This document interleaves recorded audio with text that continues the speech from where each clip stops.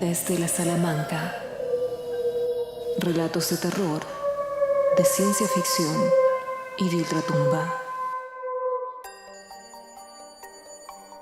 Buenas noches, bienvenidos a Desde la Salamanca, relatos de terror, ciencia ficción y de ultratumba.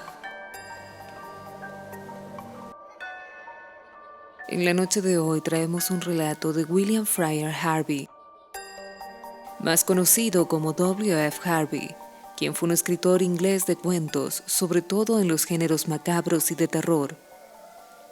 Entre sus historias más conocidas se encuentran August Head y The Beast with Five Fingers, descritas por el historiador de terror Les Daniels como obras maestras menores. William Fryer Harvey fue un destacado escritor inglés muy reconocido en el ambiente del relato de terror. En este sentido, los relatos de W. F. Harvey se encuentran entre los más importantes del género de aquellos años.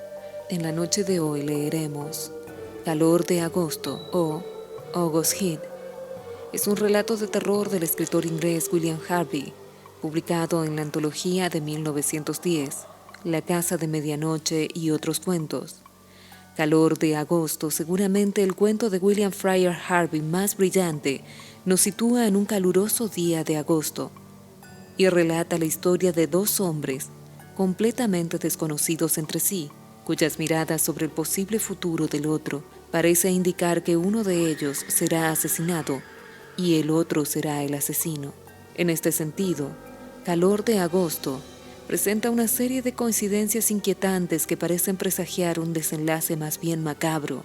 Aquí, un artista dibuja al azar un hombre en el muelle. Poco después, se encuentra con la contraparte viva de este rostro desconocido, un tallador de lápidas, que a su vez tuvo el impulso de tallar una lápida con un nombre desconocido, el del artista, y una fecha de muerte precisa, hoy. Calor de Agosto.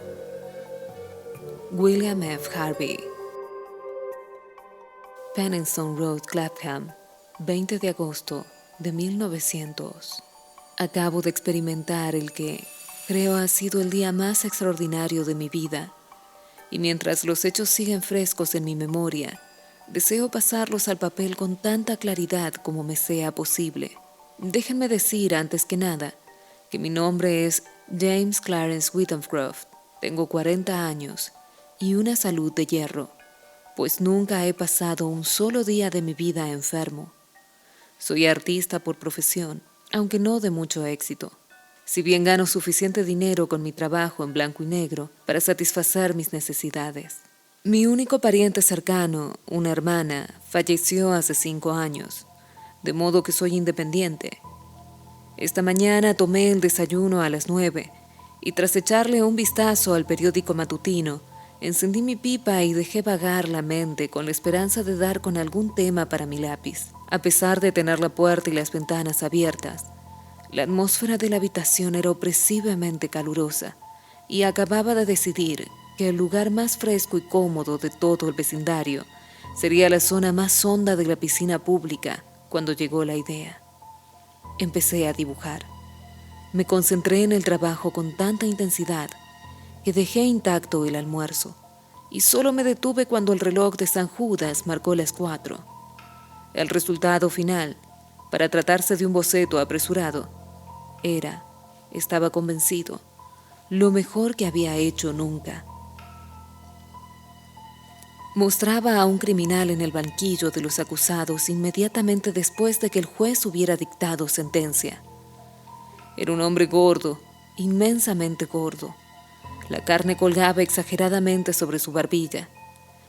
Se plegaba sobre su enorme y rechoncho cuello.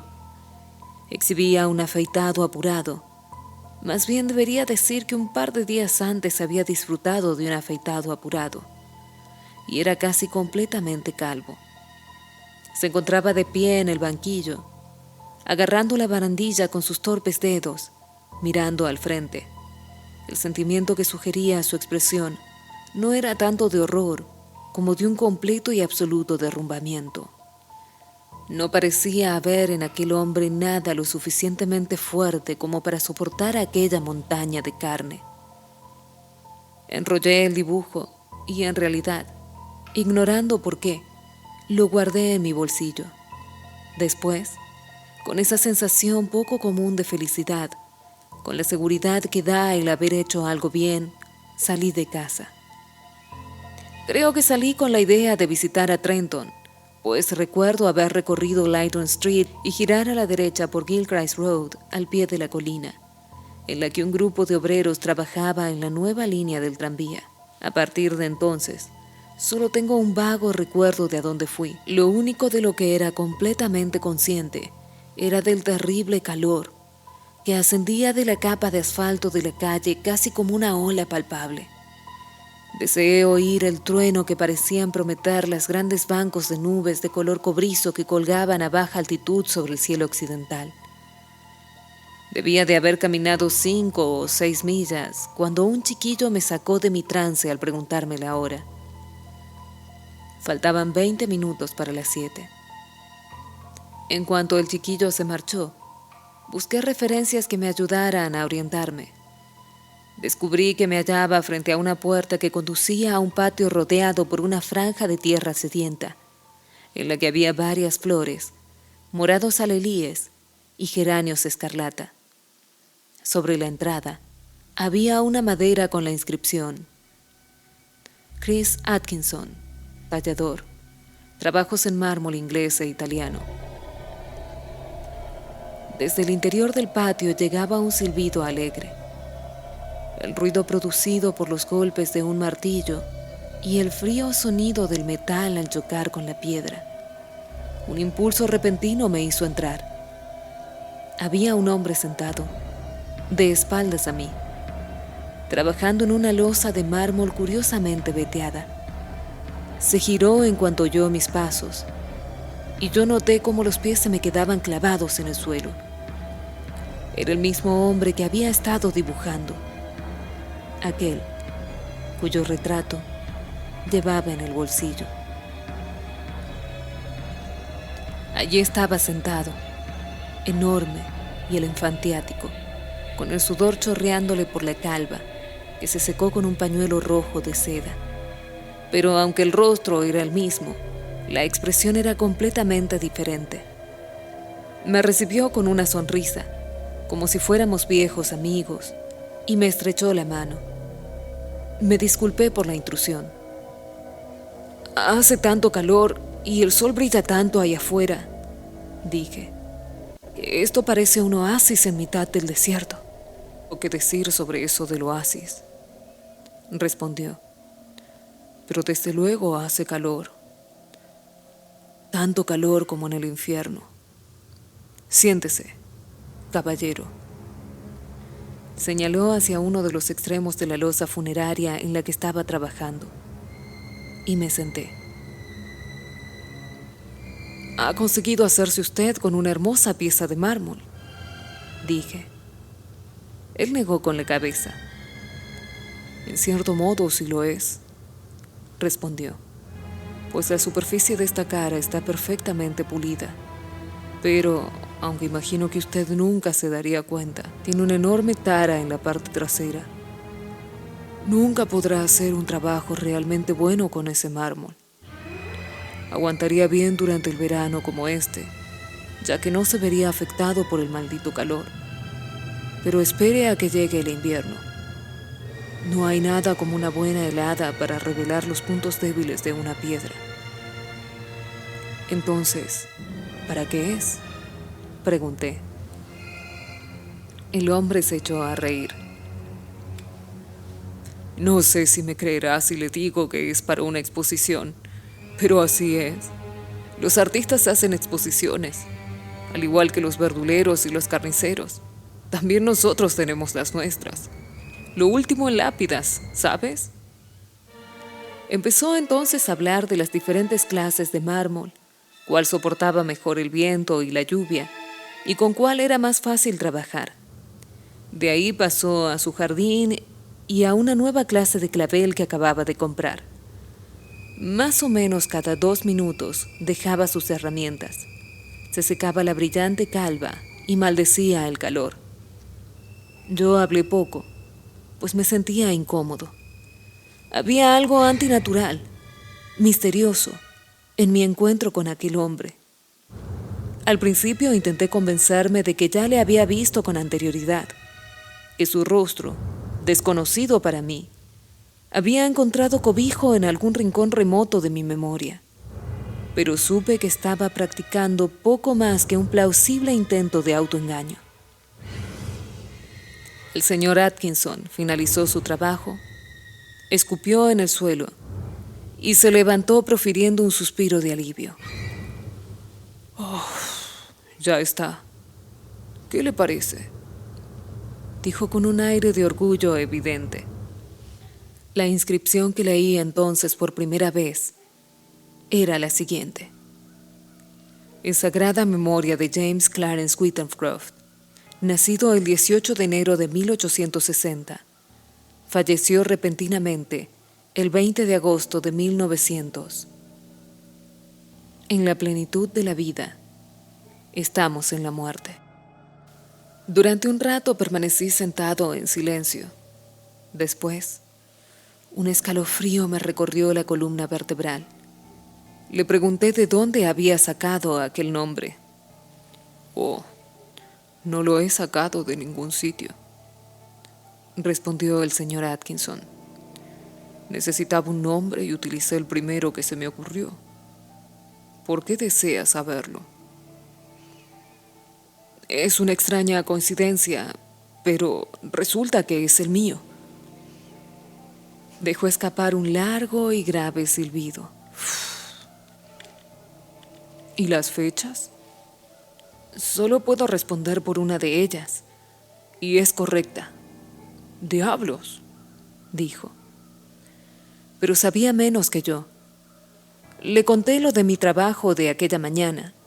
Saqué el boceto de mi bolsillo y se lo mostré. A medida que lo miraba, la expresión de su rostro se fue alterando más y más, hasta convertirse en la del hombre que había dibujado. «Y pensar que justo anteayer», dijo, «le dije a María que los fantasmas no existen». Ninguno de los dos había visto un fantasma, pero supe a lo que se refería. «Probablemente haya oído usted mi nombre en algún sitio». «Y usted seguro que me ha visto en alguna parte y luego lo ha olvidado. ¿Estuvo usted el pasado julio en Clacton-on-Sea?». Nunca había estado en Clacton en mi vida. Permanecimos en silencio durante un rato. Ambos estábamos contemplando lo mismo. Las dos fechas grabadas en la losa, y una era auténtica. «Entre a cenar algo», dijo el señor Atkinson. Su esposa era una mujercita alegre, con las mejillas redondas y sonrosadas de los que se han criado en el campo. Su esposo me presentó como un amigo suyo artista. No resultó ser una idea muy afortunada, pues una vez retiradas de la mesa las sardinas y los berros, extrajo una Biblia ilustrada por Doré, y tuve que sentarme a expresar mi admiración durante casi media hora. Salí afuera y encontré a Atkinson sentado sobre la losa, fumando. Reiniciamos la conversación en el punto en la que la habíamos dejado. «Tendrá usted que perdonarme porque le pregunte esto», dije, «pero ¿conoce alguna razón por la que pudiera llevarle a juicio?». Él negó con la cabeza. «No estoy en bancarrota. El negocio va lo suficientemente bien. Hace 3 años les regalé unos pavos por Navidad a algunos de los guardas, pero eso es todo lo que se me ocurre. Y además, eran pequeños», añadió como ocurrencia tardía. Se levantó, tomó una regadera del porche y empezó a regar las plantas. «Con este tiempo tan caluroso hay que hacerlo al menos 2 veces al día», dijo. «Y aún así el calor a veces acaba con las más delicadas. Y los helechos, señor, no pueden ni aguantarlo. ¿Dónde vive usted?». Le dije mi dirección. Volver a casa me supondría 1 hora de caminar a buen ritmo. «Así están las cosas», dijo. Abordemos el asunto claramente. Si vuelve a casa esta noche, puede usted sufrir toda una serie de accidentes. Un coche podría atropellarle y también están las típicas pieles de plátano o de naranjas. Eso por no hablar de las escaleras que se derrumban. Hablaba de lo improbable con una seriedad intensa que 6 horas antes habría resultado risible. Pero yo no me reí. Lo mejor que podemos hacer, continuó, es que se quede usted aquí hasta las 12. Subiremos arriba y fumaremos. Puede que dentro se esté un poco más fresco. Ante mi propia sorpresa acepté. Ahora estamos sentados en una habitación larga, aunque no muy alta, bajo los aleros. Atkinson ha enviado a su mujer a la cama. Se mantiene ocupado afilando alguna de sus herramientas con una pequeña piedra oleosa mientras se fuma uno de mis puros. El aire está cargado con la amenaza de tormenta. Estoy escribiendo esto en una mesa inestable frente a la ventana abierta. Una de las patas está rota y Atkinson, que parece un hombre hábil con las herramientas, va a arreglarla tan pronto como termine de darle filo a su cincel. Ya pasan de las 11.